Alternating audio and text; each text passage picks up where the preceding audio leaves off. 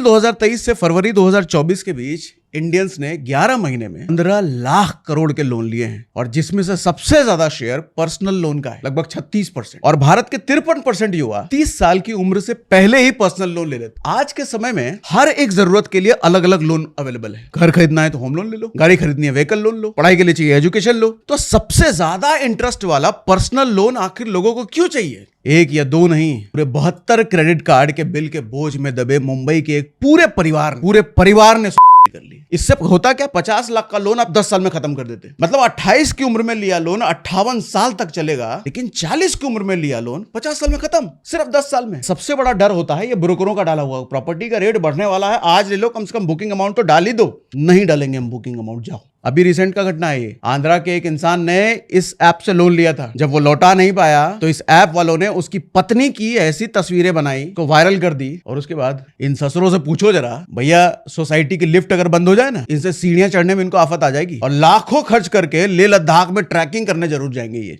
Financial time की report है। भारत के 40% जेनजी ये सब के सब कर्जे में डूबे हुए हैं। क्रेडिट कार्ड को तो लोग दहेज में मिले उस डबल बेड की तरह इस्तेमाल करते हैं, जिसे कभी भैया वापस ही ना करना हो। आज के दौर में गुलाम जंजीरों में नहीं, कर्जे में है चचा।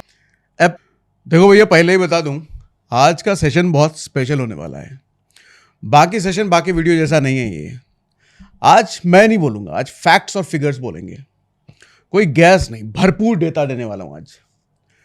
मुझे अक्सर लोग कमेंट में पूछते हैं कि भैया भारत की इकोनॉमी तो हर साल तेजी से बढ़ती जा रही है, पर हम तो वहीं के वहीं हैं, हम अमीर काहे नहीं हो पा रहे हैं। जरा हॉरोस्कोप चेक करके हमारा बताओ, हमारी कुंडली में कौन सा राहु बैठा है जो हमारे पल्ले पैसा ही नहीं आ रहा है। तो इस पर एक बात बताऊं भाई साहब, आपकी कुंडली में इसका जवाब नहीं है, आपकी फाइनेंशियल प्लानिंग में इसका जवाब है। आपका हॉरोस्कोप नहीं, हॉररस्कोप है। सच कहूं तो आपका भविष्य बड़ा डरावना है अगर ये सारी चीजें आपको नहीं समझ में आ रही तो।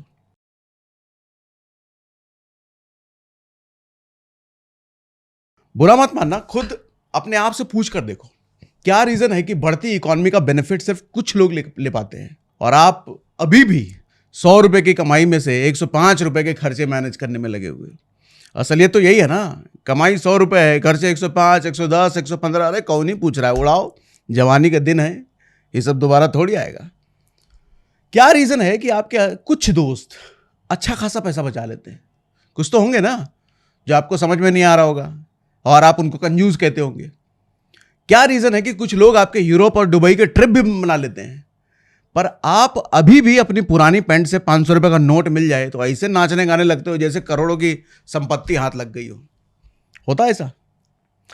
देखो भैया, सच सुनने का स्टेमिना हो तो आज ये पूरा वीडियो देखना, नहीं तो मैं कहूँगा अभी बंद करके चले जाओ उधर जो इंस्टाग्राम पे स्क्रॉल करते रहते हो ना, वही जो आप करते हो वो करने में लग जाओ। आज मेरी बातें आपको कड़वी लगेंगी, आज मैं आपको डांटूंगा भी, समझाऊंगा भी और बहुत कुछ सिखाऊंगा भी। तो सबसे पहले आपको कुछ फिगर्स बताता हूं। एक सरकारी आंकड़े के अनुसार 2018 से 2020 के बीच 16,000 इंडियंस ने सिर्फ इसलिए क्या की क्योंकि वो भारी कर्जे में थे। टाइम्स ऑफ इंडिया की एक रिपोर्ट बताती है कि भारत में 19% का कारण फाइनेंशियल इश्यूज है। एक या दो नहीं, पूरे 72 क्रेडिट कार्ड के बिल के बोझ में दबे मुंबई के एक पूरे परिवार ने, एक मिडिल क्लास परिवार ने, पूरे परिवार ने कर ली। गुड़गांव रहने वाली एक 23 साल की महिला, पहले क्रेडिट कार्ड से बेहिसाब खर्चे उसने करे, बेहिसाब शॉपिंग करी, और जब बिल भरने की बारी आई तो पैसे थे नहीं। कंपनी ने इतना परेशान किया कि महिला को लगानी पड़ी। 8 लाख के कर्जे में दब के दिल्ली का एक पिता अपनी 5 साल की मासूम बच्ची के साथ कूद गया। मैं जानता हूं ये सब सुनकर के आपको बुरा लगेगा। दिमाग में पहले उस बच्ची का ख्याल आएगा जिसका कोई कसूर था नहीं, मगर उस मासूम को अपनी जान गंवानी पड़ी। देखो बुरा लगता है, सच में बुरा लगता है, सब सुनकर सोचकर, मुझे भी लगता है। लेकिन ये बातें बताने का मेरा उद्देश्य आपको डराना नहीं है, समझाना है, बहुत कुछ समझाना है, ताकि आप लोग ये गलतियां दोहराए ना जो इन लोगों ने करी थी। और इनकी तरह मिडिल क्लास ट्रैप और डेट ट्रैप, ये कर्जों का शिकार आप ना बने। अब आप ये पूछोगे कि ये मिडिल क्लास ट्रैप होता क्या है? समझाता हूं बड़ा डिटेल में। जब एक्सपेंसेस आपके इनकम से ज़्यादा होने लग जाए, जब आपकी खर्चे आपकी कमाई का दायरा फाड़ कर आगे निकल जाएं, तब एक ट्रैप, तब एक जाल शुरू होता है। उस जाल के बारे में डिटेल में समझाता हूं। जब कमाई से ज़्यादा खर्चे हों, आसान भाषा में बोलूं तो जब आमदनी 98 हो और खर्चा रुपया नहीं भैया 500 रुपया हो, तब उस जाल की शुरुआत होती है। भारतवासियों ने पहले ही अंग्रेजों की बहुत गुलामी करी है, मगर आज भी एक गुलामी कर रहे हैं। आज गुलामी कर्जे की कर रहे हैं लोग। आज के दौर में गुलाम जंजीरों में नहीं, कर्जे में है चचा। इस बीच बहुत कुछ दिमाग में आपके चल रहा होगा, अभी सुनते रहिए, भी बहुत कुछ चलेगा। एक आंकड़ा बताता हूं। इंडिया में 68% लोग ऐसे हैं जो उधारी तो ले लेते हैं पर उसे चुका नहीं पाते। हो सकता है आप ये सोच रहे होंगे कि आपके बहुत सारे फ्रेंड सर्कल में ऐसे 90% लोग ऐसे ही हैं जो भैया उधार तो लेते हैं फिर मिस्टर इंडिया हो जाते हैं, मतलब दिखना बंद हो जाते हैं। तो ऐसा सिर्फ आपके साथ नहीं होता, ऐसे सबके साथ होते हैं। ऐसे दोस्त सबके ही होते हैं जो पैसा लेकर के गुल हो जाते हैं। खैर, अब एक कहानी के जरिए आपको बहुत सारी बातें समझाने वाला हूं। इस कहानी के हमारे दो किरदार हैं, एक होशियारी लाल है, दूसरा उधारी लाल है। नाम से बहुत कुछ समझ में आ रहा होगा, बिल्कुल ऐसे ही है ये। सुनाता हूं। उधारी लाल महीने के 1 लाख रुपए कमाता है, होशियारी लाल 50,000 रुपए कमाता है। उधारी लाल सारे उड़ा देता है, होशियारी लाल उस 50,000 में से भी 15,000 बचा लेता है। अब आपके हिसाब से ज्यादा अमीर कौन होगा बताओ? 10 साल बाद, 15 साल बाद कौन बनेगा अमीर? रुको भी जवाब मत देना, अभी आता होगा, बहुत कुछ बताता हूं अभी। उधारी लाल ऐसी क्या गलतियां कर रहा है कि ज्यादा कमाने के बाद भी वो 1 रुपए भी बचा नहीं पा रहा है? सबसे पहली गलती, क्रेडिट कार्ड पर हद से ज्यादा डिपेंडेंसी। क्रेडिट कार्ड को तो लोग दहेज में मिले उस डबल बेड की तरह इस्तेमाल करते हैं जिसे कभी भैया वापस ही ना करना हो। ऐसे बटोरे जा रहे हैं क्रेडिट कार्ड जैसे लंगर में मेरी फ्री की पूड़ी हो। हाल तो यही है ना। 2021 का एक डेटा बताता हूं। 2021 में लगभग 6 करोड़ लोग क्रेडिट कार्ड का इस्तेमाल कर रहे थे, मगर 2025 में 4 साल बाद यह नंबर बढ़कर लगभग 10 करोड़ से ज्यादा हो गई। इन 4 सालों में क्रेडिट कार्ड ट्रांजैक्शन 3 गुना बढ़ गए हैं। 6 लाख करोड़ से बढ़ के लगभग 21 लाख करोड़ जा चुका है क्रेडिट कार्ड ट्रांजैक्शन सिर्फ 3 साल में। भाई साहब, इतना क्रेडिट तो ट्रम्प चाचा भी नहीं लेता जितना हम मिडिल क्लास लोग ले रहे हैं इन दिनों। और सुनो, इसी दौरान आउटस्टैंडिंग क्रेडिट कार्ड लोन्स यानी कि क्रेडिट कार्ड का उधार भी 2 गुने से ज्यादा बढ़ गया है। 2020 में ये 1.4 लाख करोड़ बकाया था क्रेडिट कार्ड वालों का, और 2024 में ये पहुंच गया लगभग 3 लाख करोड़।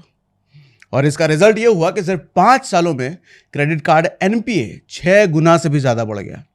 एनपीए समझते हो ना, जो पैसे ही नहीं चुका पाए। लगभग 1100 करोड़ से 6700 करोड़ तक ये एनपीए पहुंच गया। एनपीए मतलब वो लोग जो उधारी 90 दिन से ज्यादा, मतलब 90 दिन के बाद भी बकाया नहीं चुका पाते।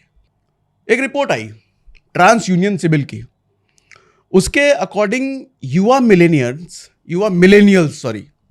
यानी कि वो युवा जो 1990 से 1995 के बीच पैदा हुए हैं, अपनी पूरी क्रेडिट लिमिट यूज कर रहे हैं और उसे चुका नहीं पा रहे हैं। सर, क्रेडिट कार्ड लिमिट बढ़ गई है, इसका मतलब ये नहीं है कि आपकी सैलरी भी बढ़ गई है। वो कंपनी वाले लिमिट तो बढ़ाएंगे, उनका इरादा है कि आप ज्यादा ज्यादा खर्च करो, क्योंकि वसूली तो आपसे वो कर लेंगे। वो लिमिट बढ़ाएंगे लेकिन आपको लिमिट यूज नहीं करनी है, अपने खर्चे नहीं बढ़ाने हैं। वो डायलॉग था ना मीम, बुलाती है मगर जाने का नहीं। क्रेडिट कार्ड का हाल ऐसा ही है, लिमिट पे लिमिट बढ़ाएंगे वो, लेकिन आपको यूसेज नहीं बढ़ाने हैं। एक और रिपोर्ट बताता हूं। 33% क्रेडिट कार्ड डिफॉल्ट 25,000 से कम रकम के होते हैं। ध्यान से समझना इसको, मैंने क्या कहा? 33% से ज्यादा डिफॉल्ट 25,000 से कम के रुपए के होते हैं। मतलब अगर 25,000 रुपए देने की भी औकात नहीं है तो क्रेडिट कार्ड लेते क्यों है भाई? 25,000 देने की भी अगर नहीं है तो क्रेडिट कार्ड क्यों? इसलिए पर्सनल फाइनेंस में एक बात अक्सर कही जाती है कि क्रेडिट कार्ड उसे ही यूज करना चाहिए जिसे क्रेडिट की जरूरत ना हो।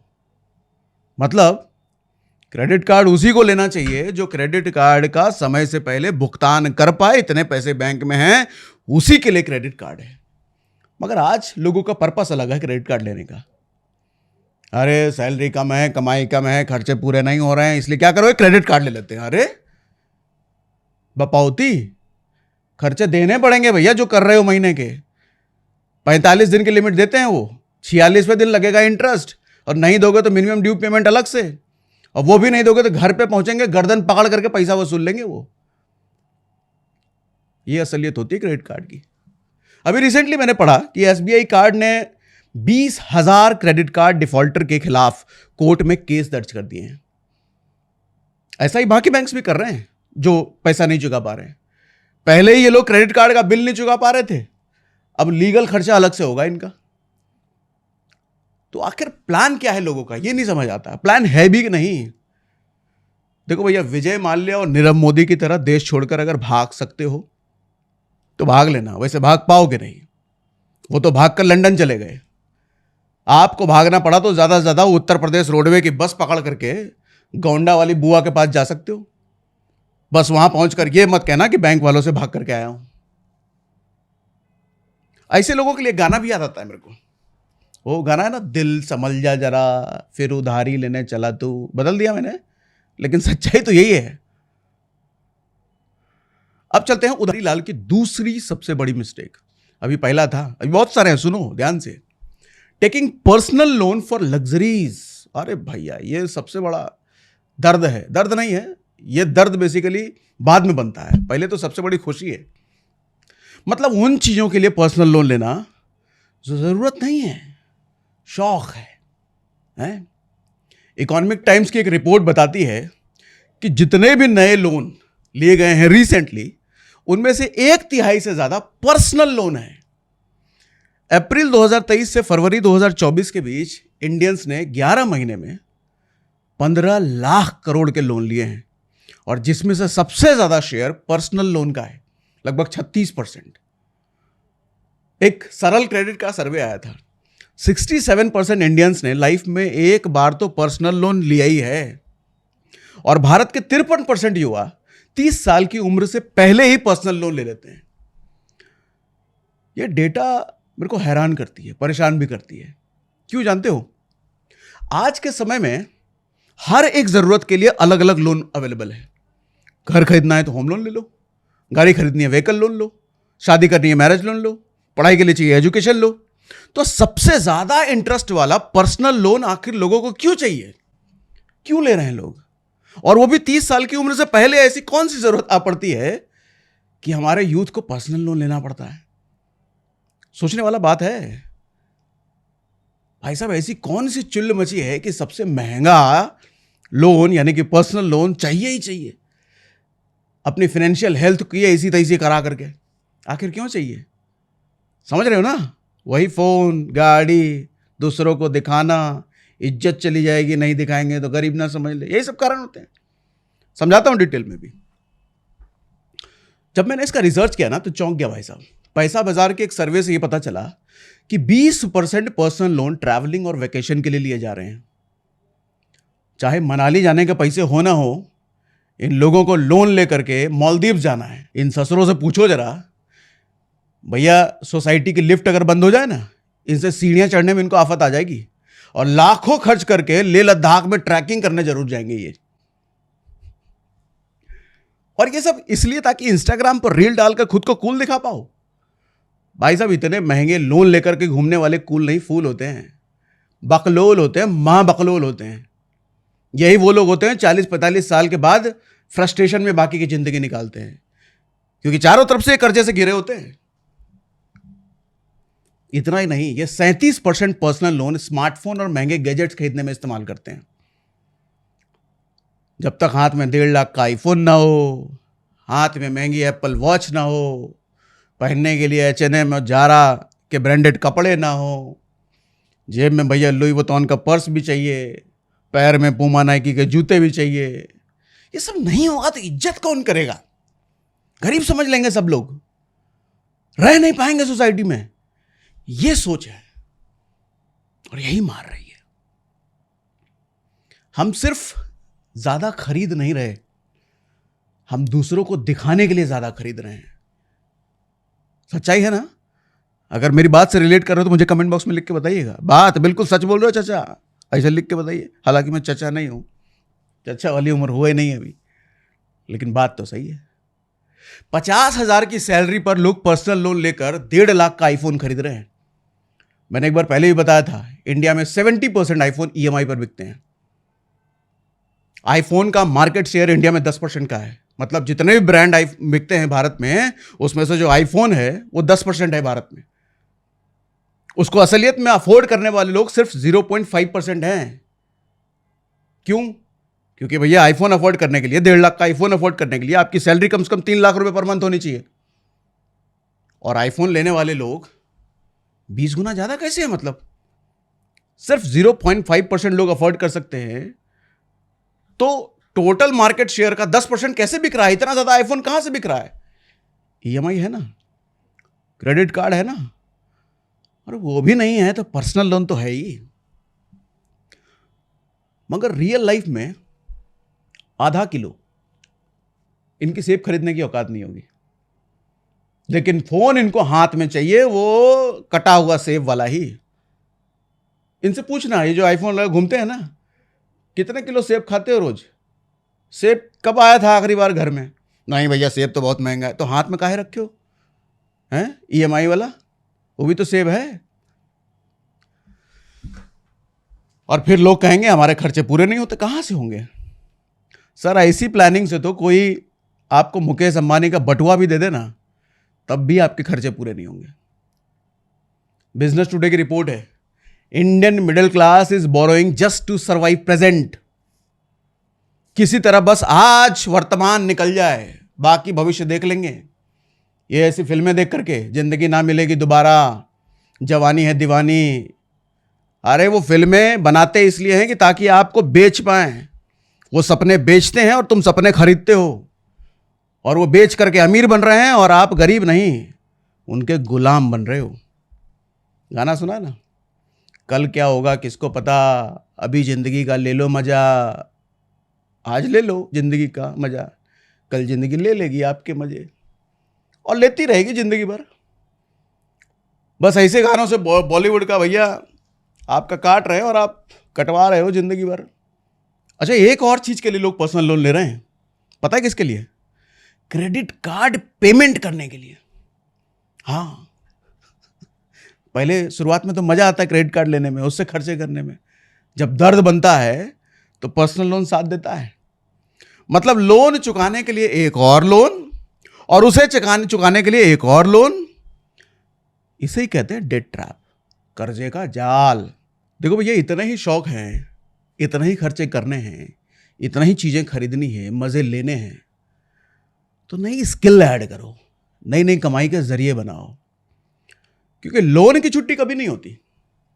15 अगस्त को भी चलता है, 26 जनवरी को भी चलेगा, 2 अक्टूबर को भी चलेगा। तो ऐसे में कमाई को सिर्फ 9 से 5 क्यों रखते हो? उसको भी बनाओ ना ऐसा, ताकि संडे को भी कमाई आए, मंडे को भी आए, 2 अक्टूबर को भी आए, हर दिन कमाई आए। समझदारी तो उसमें है ना। पहले जमाने में लोग वसीयत में बच्चों को गोल्ड, कैश, प्रॉपर्टी देके जाते थे। आजकल बच्चों को लोग लोन देकर जाते हैं। लोन कौन सा? लोन के पैसे देकर नहीं, लोन चुकाने के लिए। बाबूजी क्या छोड़ के गए? तो भैया 50 लाख का लोन छोड़ के गए, चुकाना है। ऐसे बाबूजी की फोटो पर कभी माला चढ़ के उस पर अगरबत्ती दिखाई जाएगी? नहीं दिखाई जाएगी। क्यों? यही बाबूजी हैं जो कर्जा छोड़ के गए हैं। फोटो तक नहीं लगेगा इनका। अरे मर उड़ गए तो फोटो नहीं लगेगा घर में, कोई पूजेगा नहीं। हो सकता है कि बाल बच्चे तो पूछ ले, उनके बाल बच्चे कभी नहीं पूछेंगे। यही दादाजी थे जो कर्जा छोड़ के गए हैं। तो कर्जा नहीं, संपत्ति छोड़ के जाओ, इतना कुछ सीख लो। अब आप डिसाइड करो कि आपने अपने शौक घटाने हैं या इनकम बढ़ानी है। लोन की टेंशन में आपके सिर के बाल घटाने हैं, क्या करने हैं? अब चलो तीसरी गलती बताता हूं, उधारी लाल की। ये उधारी लाल कौन है? तीसरा आदमी मत समझ लेना, हो सकता है आप ही हो। तब समझ पाओगे।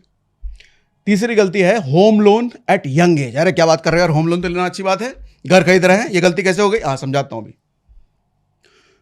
जॉब लगे अभी जुम्मा जुम्मा 4 दिन नहीं होते और देख लिया भैया सोसाइटी में नौकरी में इधर उधर लोगों को देख लिया, प्रॉपर्टी खरीद रहे हैं, उधर से एजेंट के फ़ोन आ रहे हैं, प्रॉपर्टी के रेट बढ़ने वाले हैं, अभी घर ले लो। घर लेने का चिल्ला गया, एक फ्लैट तो ले ही लेते हैं, फ्लैट तो लेना ज़रूरी है।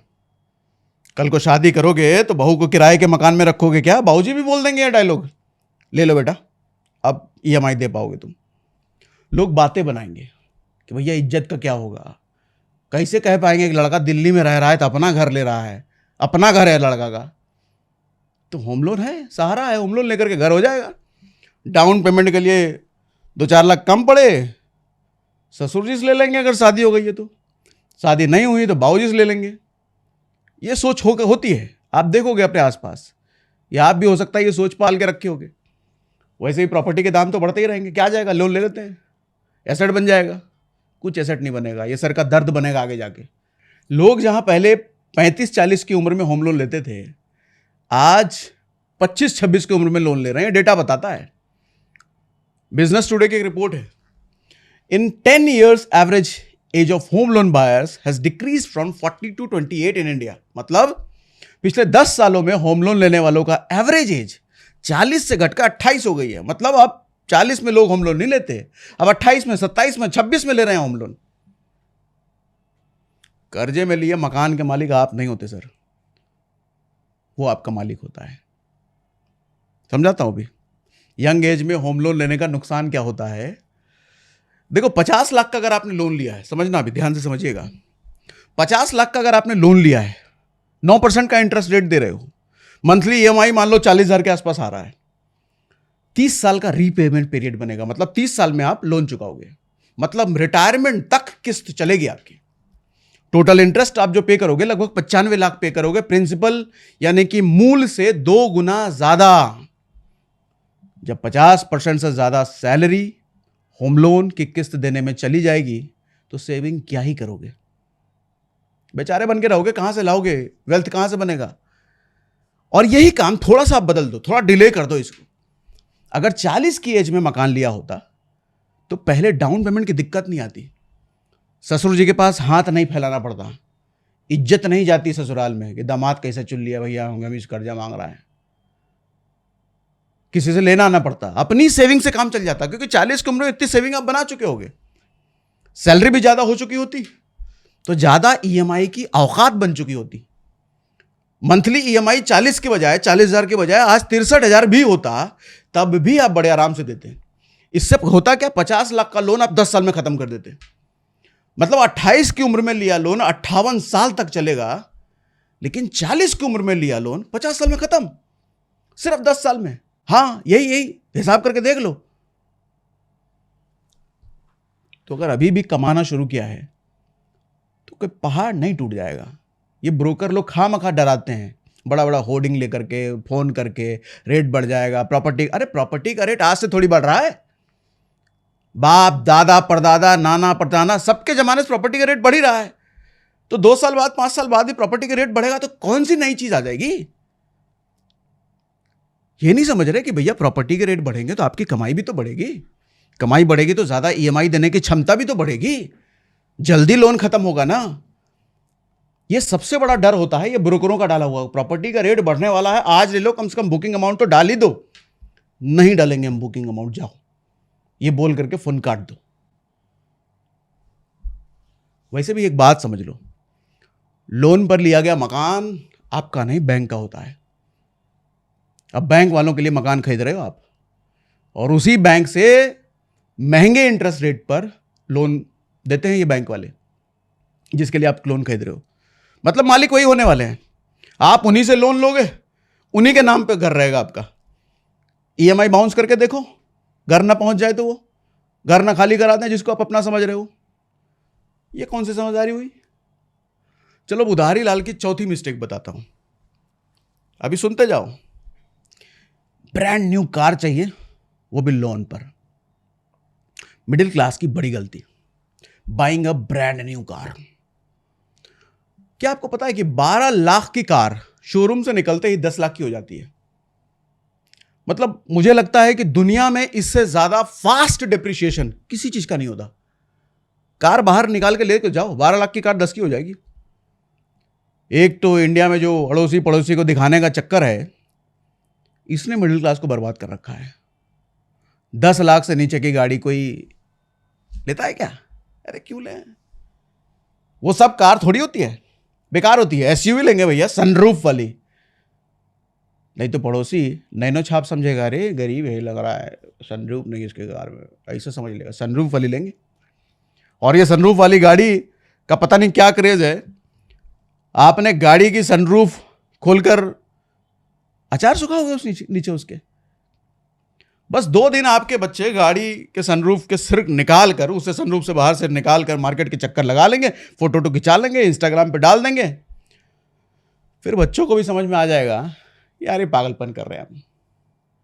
बट नहीं, टशन के चक्कर में हमको 2-3 लाख एक्स्ट्रा फूकने ही पड़ते। दिखाना है ना। पड़ोसी ने 4 लोगों ने सनरूफ वाली गाड़ी ले रखी है, तो हम बिना सनरूफ वाली कैसे ले लें? पैसे फूकने की इतनी चुल है तो दान करो, दुआएं भी मिलेंगी और आगे चल के कमाई भी बढ़ेगी, अच्छी गाड़ी ले पाओगे। देखो भैया, मैं ये नहीं कहता कि सारे खर्चे मत करो, करो खर्चे, लेकिन खर्चे से पहले औकात बनाओ। औकात से पहले शौक कर्जे की तरफ ले जाते हैं, और कर्जा ले जाता है आपको मानसिक बीमार बनाने की ओर। और एक मानसिक बीमार आदमी परिवार के लिए भी नुकसानदेह है और सोसाइटी के लिए भी, अपने बच्चों के लिए भी। वो सबका भविष्य खराब करेगा। ये कर्जा इतनी ताकत रखता है, सिर्फ आपका नहीं, आपके पूरे खानदान का भविष्य खराब करेगा ये। देखो, करो खर्चे, बेशक करो, अफोर्ड कर सकते हो तो करो, लेकिन प्रॉब्लम वहां आती है जब आदमी अपनी औकात भूलकर पीयर प्रेशर के चक्कर में ये सब करने लग जाता है। बंदे को लगता है नौकरी इसलिए थोड़ी कर रहे हैं, मेट्रो या ऑटो में धक्के खा करके जाएं। हम भी थाट से गाड़ी में जाएंगे, अपनी गाड़ी में जाएंगे दफ्तर। आप और आपका कलीग दोनों ईएमआई पर गाड़ियां खरीद के घूम रहे हैं। जिसको दिखाने के लिए आप गाड़ी लिया है ना, वो भी ईएमआई पर है। वो आपको दिखा रहा है, आप उसको दिखा रहे हो। मतलब वो आपको बना रहा है, आप उसको बना रहे हो। दोनों एक दूसरे को बना बना करके बनते चले जाओ, और आप दोनों इस बेवकूफ़ी का फायदा उठाकर, आपकी ये दोनों कौन कमा रहा है? बैंक मिल रहा है उसको इंटरेस्ट, और कार वाली कंपनी, घर वाली कंपनी। एक रिपोर्ट के अकॉर्डिंग 2018 में बैंक ने 50,000 से ज्यादा गाड़ियां इसलिए जब्त कर ली क्योंकि लोग उसका लोन नहीं चुका पाए थे। गाड़ी नहीं लेंगे भैया, भले ही पहले साल में डिफॉल्ट करके बैंक को वापस करनी पड़ जाए, लेकिन लेंगे नहीं। अब सुनो, कार लेने का पर्पस अगर यूटिलिटी है तो सेकेंड हैंड कार में लेने में क्या दिक्कत है चाचा?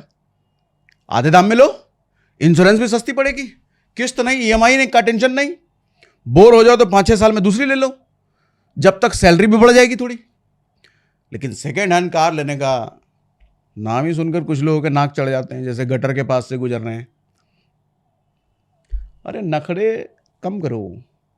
घर वाले भले ही हमें गोलू कहते हैं, मगर हम तो खुद को गौतम सिंघानिया समझते हैं ना।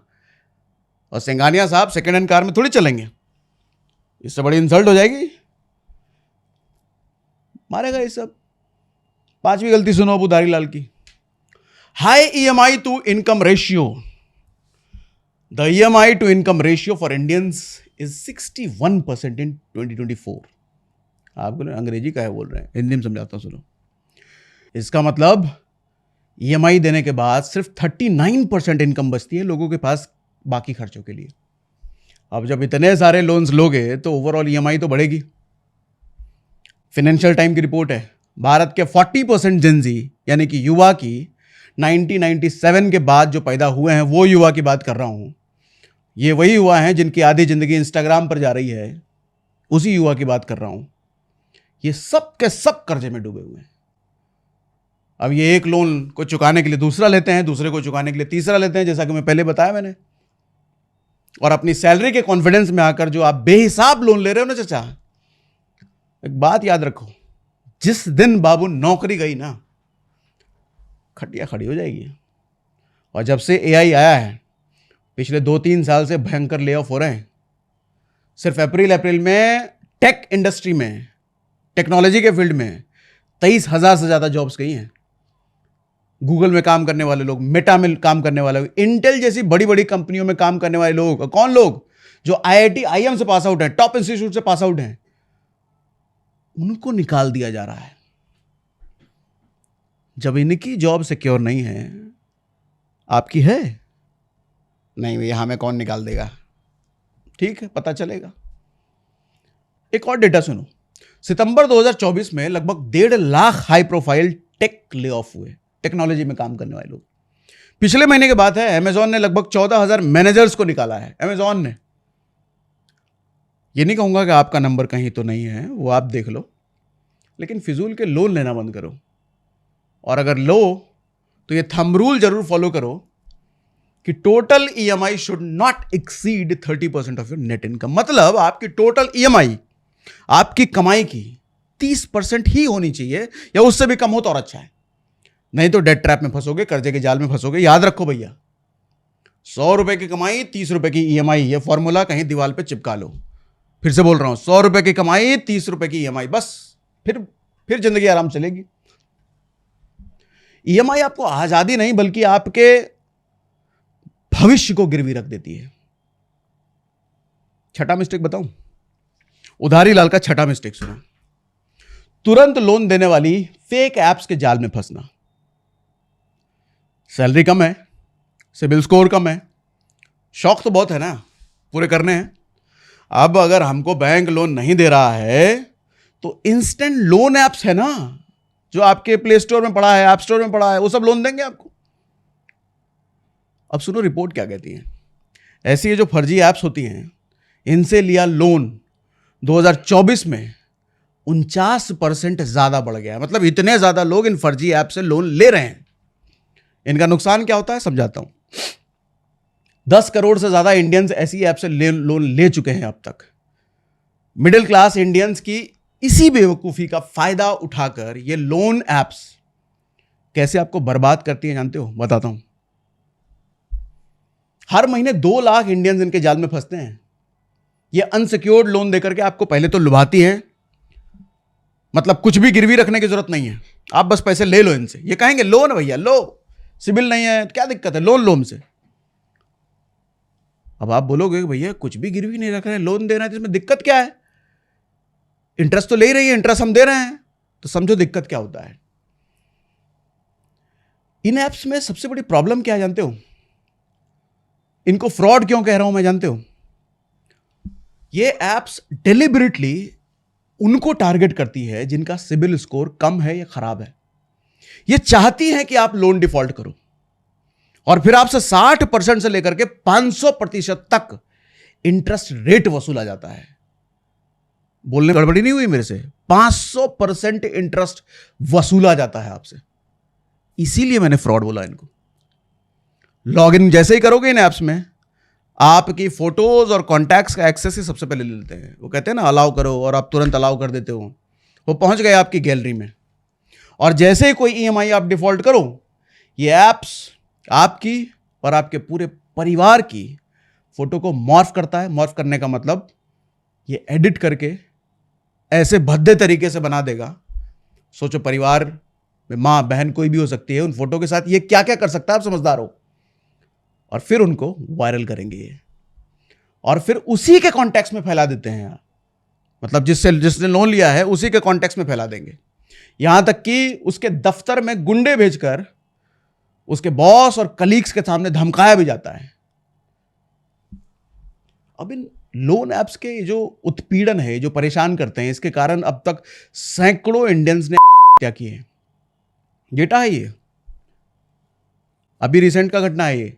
आंध्रा के एक इंसान ने इस ऐप से लोन लिया था।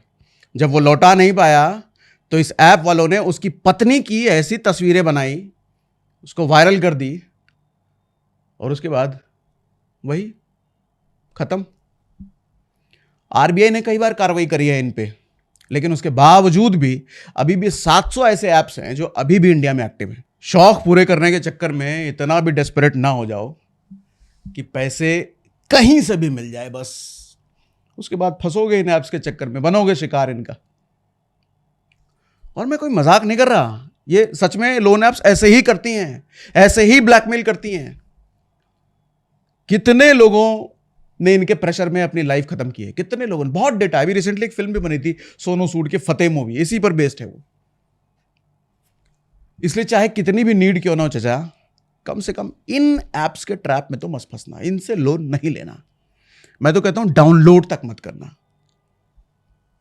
गाना सुना है ना, एक चुम्मा तो मुझको उधार दे दे, बदले में यूपी बिहार ले ले। ये ऐप्स आपके साथ बिल्कुल ऐसे ही करते हैं। ये उधार देंगे आपको चुम्मा बराबर, लेकिन ब्याज भी आपको चुकाना पड़ेगा पूरा यूपी बिहार, मतलब सब कुछ। अब 7वीं मिस्टेक बताता हूं इसी उधारी लाल की। भूलना मत उधारी लाल कौन है। हाँ, 7वीं गलती है नेग्लेक्टिंग इमरजेंसी सेविंग। एक सर्वे आई फिनोलॉजी की, 75% इंडियंस के पास इमरजेंसी फंड है ही नहीं है। अगर इनकी नौकरी चली गई तो ये पहले महीने से इनके ईएमआई डिफॉल्ट होने लग जाएंगे, जो भी लोन वोन ले रखा है इसने। एसबीआई रिसर्च का डेटा ये बताता है कि हाउस होल्ड सेविंग, यानी कि भारत में घरेलू बचत 50 सालों के निचले स्तर पर पहुंच गया है, 5% ऑफ टोटल जीडीपी। इसका उल्टा अगर देखो तो आरबीआई की रिपोर्ट यह बताती है कि हाउस होल्ड डेट, कर्जा, घरेलू कर्ज बढ़कर जीडीपी का 42% तक पहुंच गया है। क्या मतलब हुआ इसका, समझाता हूं। आज की डेट में एक आम इंडियन की जितनी सेविंग होती है ना, उससे 8 गुना ज्यादा उस पर कर्जा होता है। अब आप बोलोगे सर मैंने तो कोई लोन लिया ही नहीं है, मुझे इमरजेंसी फंड की क्या जरूरत है। अरे बेवकूफ, आप खाने में हवा खाते हो क्या है? आपकी बाइक पानी से चलती है क्या? आपका मकान मालिक आपके रेंट के बजाय दुआएं लेता है क्या? आपके अंदर कितना भी देखो करंट क्यों ना हो, लेकिन घर का एसी तो बिजली से ही चलता है, तो इसका बिल तो भरोगे ना। इन सब के लिए कहां से लाओगे पैसे अगर जॉब गई तो? यहां आता है इमरजेंसी फंड का रोल। सारी जिंदगी अगर जॉब की सैलरी से चल रहा है या दुकानदारी से चल रहा है या जिस धंधे पानी से चल रहा है वो अगर नहीं रहा, पैसे की जरूरत फिर भी रहेगी। उस जरूरत को पूरा करने के लिए आता है इमरजेंसी फंड। होता क्या है मालूम, ये सब बातें आदमी को तब तक समझ में नहीं आती जब तक वो ऐसी किसी सिचुएशन में फंस नहीं जाता। जब ऐसा कोई क्राइसिस आता है ना, तब आदमी को समझ में आता, अरे यार थोड़े इमरजेंसी फंड तो होते तो वहां से यूज कर लेते। इसलिए कहता हूं कि समझदार आदमी वो है जो अपनी गलतियों से सीखे, और उससे ज्यादा समझदार वो होता है जो दूसरों की गलतियों से सीख ले। तो जरूरी नहीं है कि लाइफ का हर लेसन हम अपनी गलतियों से सीखें, क्योंकि जिंदगी 500 साल की नहीं है दोस्त, 60-70 में ही निपटना है सबको। तो सीखने के लिए अपनी जिंदगी कम पड़ जाएगी, इसलिए दूसरों की जिंदगियों से सीखना शुरू करो। अब आप बोलोगे सर आपने प्रॉब्लम्स और मिस्टेक इतनी सारी गिनवा दी, सॉल्यूशन तो बता नहीं रहे। सॉल्यूशन बताओ। बताता हूं सारे सॉल्यूशन, ध्यान से सुनो। 7 गलतियां बताइए ना, 7 एक्शनेबल सॉल्यूशन भी बताता हूं। चाहो तो लिख लो पेन पेपर लेकर के, बच जाएगी जिंदगी। क्योंकि 60-70 की भले जिंदगी है, लेकिन जिंदगी एक ही है। सबसे पहले तो अपने आप को 1-2 क्रेडिट कार्ड तक सीमित करना सीखो। 10 क्रेडिट कार्ड जो पर्स में लेके घूम रहे हो ना, फेंको, तोड़ो। आजकल लोगों के पर्स में नोट से ज्यादा क्रेडिट कार्ड होते हैं, ऐसा बिल्कुल मत करो। और क्रेडिट कार्ड का लिमिट 30% से ज्यादा यूज नहीं करना।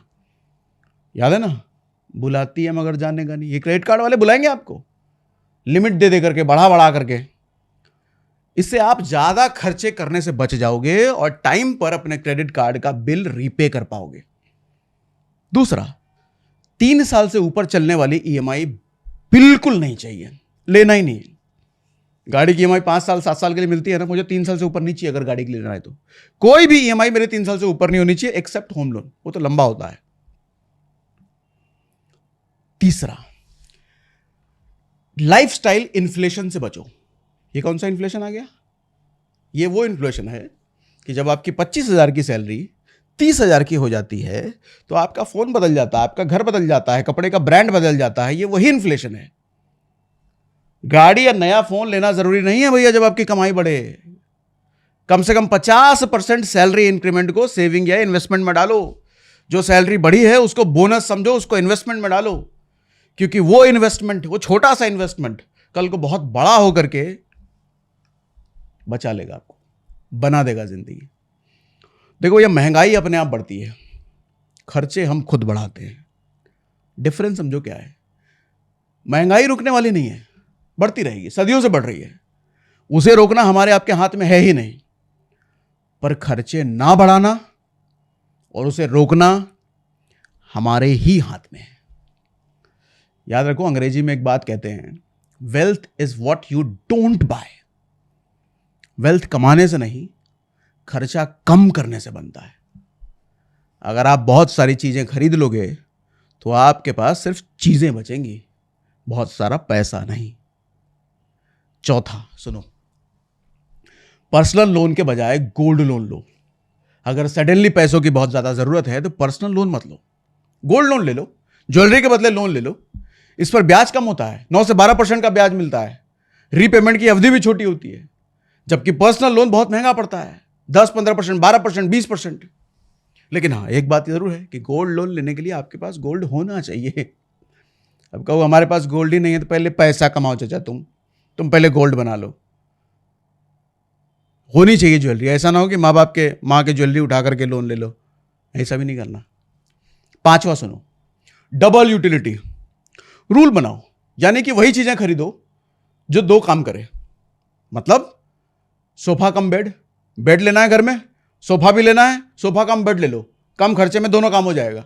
ड्रायर वाली वॉशिंग मशीन ले लो, जो ड्राई भी करती हो, कपड़े भी धुल दे। वो 2 साइड वाला शर्ट ले लो, एक शर्ट खरीदो लेकिन 2-2 दिन पहन सकते हो। इससे फिजूल खर्चे और ईएमआई दोनों से बच जाओगे। छठा सुनो, कैश का इस्तेमाल करो, कार्ड और यूपीआई का नहीं। ये थोड़ा साइकोलॉजिकल है लेकिन बहुत इंपैक्टफुल है। ऐसा होता ही होता है, कभी ऑब्जर्व कर लेना आप। जब हाथ से पैसा फिजिकली जाता है ना, जब हम गिन करके ऐसे करके देते हैं, तब खर्च करने से पहले आदमी 2 बार सोचता है। अरे दर्द होता है कि नोट निकल के जा रहा है हाथ से। वहीं यूपीआई से कट 2 बटन दबा करके कर देता है, आदमी को फील नहीं होता कि मेरा नोट चला गया, पैसा चला गया। इसीलिए गिन करके देने की आदत डालो। जब भी किसी को खर्चा करना हो तो कैश में खर्चा करो, इंपल्स शॉपिंग कम हो जाएगा इससे। 7वां, घर खरीदने का 4/40 रूल बनाओ। जो भी घर खरीदो उसकी कीमत आपकी सालाना सैलरी से 4 गुना ज्यादा नहीं होनी चाहिए। कम से कम 40% अमाउंट डाउन पेमेंट करने की औकात बनाओ। 40% मतलब 1 करोड़ का अगर घर है तो 40 लाख डाउन पेमेंट, इतना पैसा नहीं है तो मत खरीदो ना। बाद में खरीदना, कमाई बढ़ा करके, सेविंग बढ़ा करके। नहीं, घर का रेट बढ़ जाएगा। अरे थोड़ी देर पहले बताया ना। आई होप आपको मेरी ये बातें समझ में आई होंगी। समझ में आए तो अच्छी बात है, आप एक बड़ी मुसीबत में फंसने से पहले बच जाओगे। और नहीं आई तो फिर तो ऊपर वाले का ही कुछ कृपा है आप पर स्पेशल, फंसोगे तभी मानोगे। और मैं तो कहूंगा एक बार दोबारा देख लो इस पूरा सेशन को, पूरे वीडियो को, बच जाओगे। नहीं तो जिंदगी इतनी सस्ती नहीं है दोस्त। 30 साल की उम्र तक आपको बहुत मजा आएगा खर्चे करने में, लेकिन उसके बाद जिंदगी ऐसा परेशान करेगी ना, करने का मन करेगा और कुछ नहीं। एक बात समझो, जिंदगी बहुत खूबसूरत है, लेकिन सिर्फ उसके लिए जिसके पास पैसे हैं। पैसे नहीं हैं तो जिंदगी बहुत परेशान करती है। और पैसे नहीं होने का मतलब मैं उन कर्जों की बात कर रहा हूं, क्योंकि कर्ज के जाल में जब आप फंसोगे तो आपके हाथ में कमाई कितनी भी आए, ये सारे बैंक वाले लेकर के जाएंगे, तो जिंदगी आपको बहुत परेशान करेगी। इसलिए कर्ज से बचना है। कम कमाई अच्छा है, कोई दिक्कत नहीं है, लेकिन कम कमाई में बचत ज्यादा हो तो आने वाली जिंदगी बहुत खूबसूरत बन जाएगी। बात समझ में आई, अच्छी लगी, कमेंट बॉक्स में लिख के बताना। और आने वाले टाइम में इस पर से कौन सी चीज आप डिटेल में मेरे से सीखना चाहते हो, मैं पर्सनल फाइनेंस पर बहुत सारे सेशन करने का प्लान कर रहा हूं। कौन सी चीज आपको सीखना है मेरे को कमेंट बॉक्स में लिख के बताना।